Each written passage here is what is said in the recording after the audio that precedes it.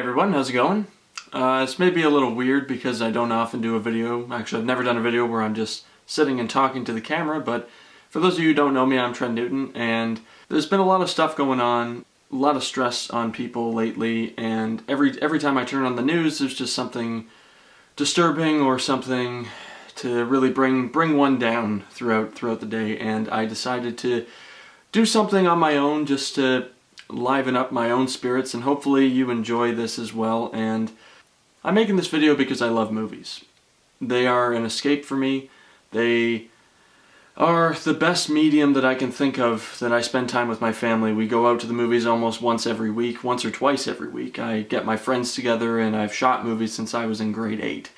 Not all of those movies are very good, but we still completed them, and that's what's important. I have amassed quite a large collection of Blu-rays that I think would be a great opportunity to make a video about and just recommend some awesome films that some of you may have seen, some of you may not have seen yet. And recommendation doesn't have to mean the world. I certainly don't think highly of myself as any kind of movie critic or anything like that, but I just wanted to make this video as a kind of relaxed, fun time. If you want to take a couple minutes and just go along for the ride with me, let's see what we can do. So starting off with a good one, 2001: A Space Odyssey, directed by Stanley Kubrick. Many think that this is his best film, one of the greatest films of all time. I would agree that it's definitely one of the best sci-fi films ever made. It's certainly a film that requires repeated viewing. To be honest, I've seen this film 3 or 4 times now in its entirety, and I still don't know really what it's about. American Psycho is one of the most underrated films of the 2000s. I think that this is a fantastic movie, hilarious movie. Christian Bale's probably best performance that he's ever given, which is saying a lot. Disturbing film? Wow, spit. If you're up for a little bit of blood and guts, it's quite funny. Another underrated film that not many people have seen, I think, The Americans, starring George Clooney. If George Clooney was James Bond sort of film, but it's a lot slower than your average James Bond movie. It's more of an art film at the end of the day. There's a lot of great cinematography here and some pretty tense scenes. I recommend this one. Another Kubrick masterpiece, A Clockwork Orange. This is an incredibly violent, disturbing movie that is very difficult to sit through. But I do enjoy it. I think I like 2001 a little bit more than this one, but Malcolm McDowell in this movie, excellent performance. One of the best horror movies that's come out in the last 10 years, I think, is The Babadook. Now, when you hear that name, you may think, oh my god, Trent, you're absolutely crazy. Why the hell would anybody want to watch a movie called The Babadook? But this is a movie that really surprised me. It harkens back to classic horror films of the 1970s and 80s, and I got the little collector's edition there. I do like to pick those up because that's my nerd brain. Possibly my favorite Stanley Kubrick film, and we're going through a lot of Kubrick films, Barry Lyndon. This film is beautiful. Kubrick always wanted to make a Napoleon film, but he never got the chance. This is as close to that kind of film as we're ever going to get. Every single shot in this film is a painting. I think it won 4 Academy Awards, and it did win for Best Cinematography. It is a beautiful film. Please check it out. It's pretty long, but worth your time. One of, if not the best superhero trilogies of all time is Christopher Nolan's Batman trilogy. I got Batman Begins, The Dark Knight, and The Dark Knight Rises. How would I rate them? Dark Knight would go first, obviously, for reasons that, has anybody not seen Dark Knight?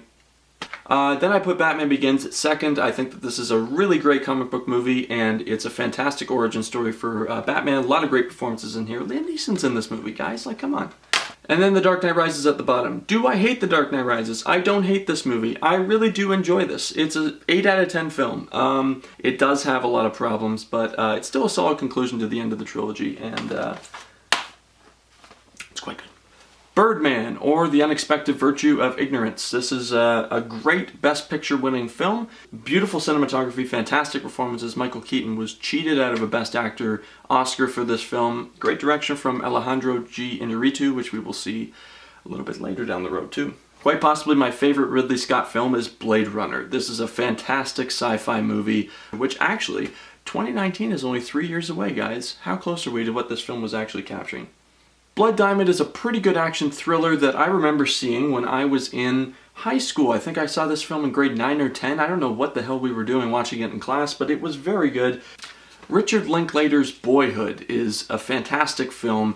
For those of you who don't know too much about it, this is a film that was experimental in its design. They shot it over 12 years with the same cast, and they essentially, this little boy grows up to this guy here. Ethan Hawke and Patricia Arquette are fantastic in this. Is this, I think Patricia Arquette won Best Supporting Actress? Well deserved, very good. True Romance, it's a fantastic movie. Jason Bourne trilogy. Matt Damon was born to play this. Nobody ever thought that he could actually pull this kind of thing off, but they were wrong. Bourne Identity is a really fast-paced, great film, but to be honest, it's Supremacy and Ultimatum, directed by Paul Greengrass, that I would highly recommend. Martin Scorsese's Casino is a film that's improved, I think, over time. A couple years after Goodfellas, which we'll get to later. And a lot of people just sort of compared it as an inferior film to Goodfellas. But about 20, I think this is 1995 that it came out. A lot of swearing in this one, a lot of violence, typical Scorsese stuff, but De Niro, Joe Pesci, Sharon Stone in this movie is just fantastic. Hands down, my favorite James Bond film is Casino Royale, directed in 2006 by Martin Campbell, who also did GoldenEye, which we'll talk about later. Daniel Craig is a fantastic James Bond in this film. I think he's one of the best. He gives probably the best Bond performance out of all the James Bonds in this one. Eva Green is my favorite Bond girl. It has the greatest action sequence in any James Bond film with the parkour chase at the beginning. There is so much to love about this movie. This might be one of the films where I don't have really any complaints about. It's an A+ movie to me, one of my top 10s. Now this is a holiday classic. It might not be my favorite movie, but it definitely gets a lot of laughs, and we watch it every single year. National Lampoon's Christmas Vacation. Chevy Chase is really funny in this. There's a lot of great moments in here, and I think we've watched this every Christmas Eve for the last 10 to 12 years, and it's just been really good. A lot of fun. Good movie. Yo homie, that my briefcase? Collateral is one of Michael Mann's best films, if not his best film. Tom Cruise gives perhaps his best performance in this movie. He is absolutely fantastic in this, and Jamie Foxx is really good too. It's time to make the Timmy fucking Chongas. Deadpool. Deadpool is great. I love Deadpool. That's all I'm going to say about it. I am not a cop. The Departed. The Departed. Up there with Goodfellas is my favorite Scorsese film. This is the film that finally got him the Best Director Oscar. Great performances all around. Mark Wahlberg is probably the funniest I've ever seen him in a film. This is by far and away my favorite performance of his.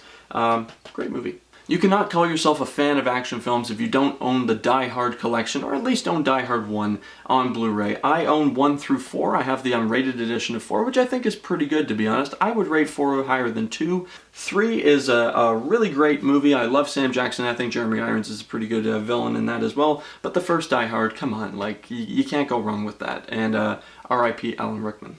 Django Unchained is directed by Quentin Tarantino. This was his 7th feature film, and it is very good. Christoph Waltz is absolutely fantastic in this. He picked up another Best Supporting Oscar for this. We'll see him in Inglourious Bastards later on. This is a great Tarantino film, really great dialogue. This picked him up his 2nd Oscar for writing, which was well deserved. Drive. I will get into arguments with people about how good this movie is. Some people call this movie crap, slow, boring. You know what? Screw the haters, man. This movie is absolutely fantastic. Dr. Strangelove, or How I Learned to Stop Worrying and Love the Bomb, is directed by Stanley Kubrick. This is by far and away his funniest film. I don't think this is his best film, definitely his funniest. I really do enjoy it, and I have the steelbook. Good steelbook for it. My God, we are plowing through Kubrick's repertoire of films. This is Full Metal Jacket. Not my favorite of his. The first half of this film is some of the best Kubrick has ever done. Once the film hits Vietnam, it kind of slows down a little bit. This was his 2nd last film. I need to pick up Eyes Wide Shut, which is his last one on Blu-ray. That's also quite good. First David Fincher film, one of my favorite directors on here, is The Girl with the Dragon Tattoo. This is a disturbing, incredibly violent film with some really strong sexual violence. If you haven't seen this film, be warned if you're going to go into it that way. Rooney Mara and Daniel Craig are great leads. Rooney Mara in particular gives a really fantastic performance. I have to check out Carol. I've heard that she's very good in that. Far and away, Scorsese's best film is Goodfellas. I recently picked up the collector's edition on Blu-ray. This film is one of those movies that just gets better with time. The more I watch it, the more I enjoy it. There are so many quotable lines in this film, it is absolutely unbelievable. Parts 1 and 2 of the Godfather trilogy are some of the best films ever created, with some of the greatest cinematography and acting that you're ever going to see. Part 3 is a bit of a letdown. It's still a good film. I would give it a strong 7 or 8 out of 10. But it does have a few issues, particularly, unfortunately, Sofia Coppola's acting is just not up to par, and it really is a blemish on an otherwise good film. Sofia Coppola's a good director, though. Stick to that. Gone Girl. I will never forget seeing this with my entire family in theaters, and when Neil Patrick Harris got his throat slit, everybody lost their minds. Tarantino's newest film is also his most polarizing in my opinion, The Hateful Eight. This is a very good movie that has improved in its quality the more I've viewed it on Blu Ray. When I first saw this in the theater, I didn't really know what to think of it. I thought it was overlong, a little bit over-violent even for Tarantino's taste. I would put it around the middle, but it is very good, and definitely great old-fashioned filmmaking if you're a fan of that, which you should be, or else you're just an idiot. When I said Collateral was my second favorite Michael Mann movie, my favorite Michael Mann movie would go to Heat with Al Pacino and Robert De Niro. Val Kilmer is fantastic. What happened to Val Kilmer? Come on, Val Kilmer. Getting better movies, except MacGruber. MacGruber was really good, but classic stuff. Great job, Michael Mann, with this movie. A historic film, as it was the first film directed by a female to win Best Director and Best Picture. The Hurt Locker, probably my favorite film about the Iraq War. Incredibly tense, shot almost documentary-like. I love the way this movie is shot. Jeremy Renner is very good. Hawkeye and Falcon are in this movie together. Very underrated crime drama that I picked up recently was In Bruges. Colin Farrell is probably the best he's ever been in this movie. Brendan Gleeson and Ralph Fiennes. Ralph Fiennes, I love Ralph Fiennes in everything that he does. A very funny movie with some great dialogue and good cinematography. Christopher Nolan's Inception might be one of the most imaginative movies ever made. I love this movie. Great stuff here, and if you don't understand it, just watch it again. You will understand this movie eventually. Trust me. Da da da da da da da da da da. Indiana Jones. Who doesn't love Indiana Jones? I have the complete adventure on here. I have Raiders of the Lost Ark, Temple of Doom, and Last Crusade. Inglourious Basterds has always competed with Django Unchained as to which is the better Tarantino film. I kind of lean towards Bastards. I think Christoph Waltz is one of the best villains ever made in this film. He was absolutely magnificent in this film. Yeah, great Tarantino film. Great World War II film. Nolan's Interstellar was a fantastic sci-fi film. The last act of the movie does bring it down a little bit for me. I'm not too big of a fan of what goes on in the last 30 minutes of the film. I still enjoy it. It's a little bit too long. Yeah, Matthew McConaughey is just really good.